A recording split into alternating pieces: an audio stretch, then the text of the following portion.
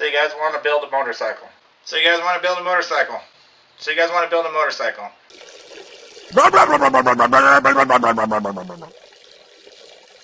In this series, I want to go through and show you guys step by step how I was able to actually build this motorcycle on a budget, really cheap, and I'd like to show you guys how to do the same thing. I'm going to show you guys where to get the parts, how I got the parts for this one, where you can find your parts too for your build.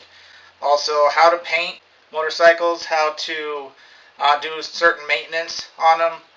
This first episode is where I got all the parts for this motorcycle build, and I also go over some spots where you guys can find parts for your build also, and how you can do it really cheap. So enjoy the video.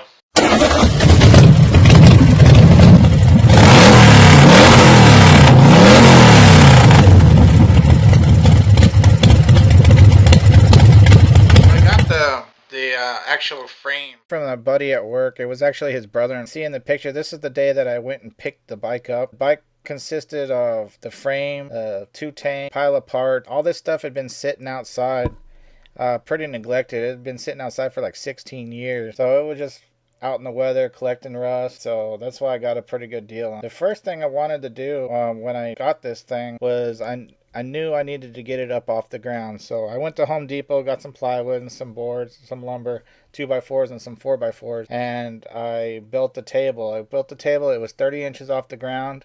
I put some caster wheels on the bottom of it so I was able to actually move it around. Put these eye loops on the side of it. That way I could actually strap the motorcycle down onto it without it falling down, as you can see here in this picture. Also, with the straps, it made it pretty secure. I get a lot of the parts from a cycle swap meet in Long Beach, California. It happens at the end of every month.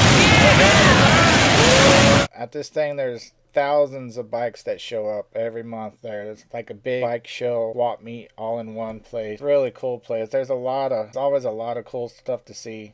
A lot of nice bikes, a lot of cool people hanging out. And of course, there's different kind of vendors. Like this was the guy that was selling, basically advertising his chrome plating business. This bike right here is all chrome. Every part on it is chrome, even the gas tank. This thing was awesome. A lot of other vendors and bike builders. This is a rat rod bike by Cycle Zombies. It was pretty cool. So all you do is walk through this swap meet, pull my little radial flyer wagon behind me, and just look for the parts I need. I even get a lot of parts that I don't need just for future builds and stuff. But you can get anything that you need here. A lot of people just have boxes out and old crates, and you just let you dig through it and just find whatever you need. In my case, a lot of stuff I don't need, and just load it up. So I realize a lot of you guys don't have a swap meet that you can go to on the weekends or anywhere like close to that. But there's also other sites like Craigslist. Craigslist is actually where I got this motor from. As you see in this picture right here, I got this motor off of Craigslist. It was advertised for $750, runs good. I got them down all the way down to $600 for this motor. So it was a screaming deal. I cleaned it all up, got it ready to put in.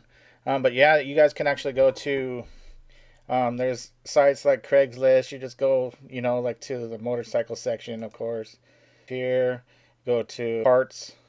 I always go to the parts by the owner, and then it'll bring you up a list of all the actual parts and everything there are that day. And then you just go over here to the search area, and you type in, like if you're building a Sportster or say a Ducati or whatever, you just type in the search area the motorcycle that pertains to the parts that you need, and then it'll come up with a whole bunch of stuff. I always like to just kind of scroll through here also, see what's on there and see what kind of good deals, because there's always kind of good deals on here.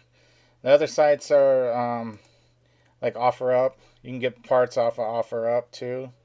That's a good website. Also, you can get pretty good deals, like this whole Honda motorcycle right here for $100. So that'd be a good one. You can turn that into a bobber or whatever. Maybe you're restoring something like that. You just need the parts of. You can't beat $100, right? Yeah, that's just another one. And of course, eBay.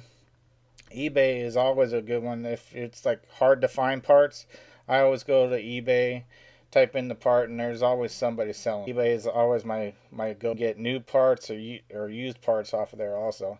And if I'm going for like aftermarket stuff, like my pegs and stuff like that, I'll either do eBay or I'll actually go to Amazon. Amazon's a good site for like aftermarket stuff. You can get like peg, your grips, and all that stuff pretty cheap on it here. A lot of it you have to be careful with.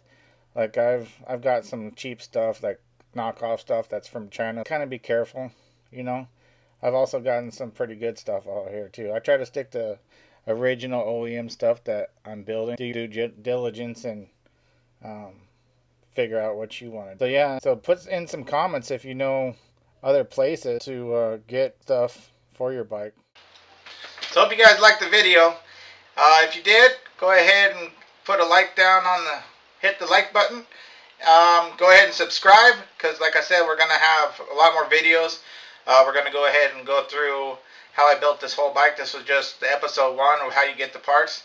So yeah, see you next time.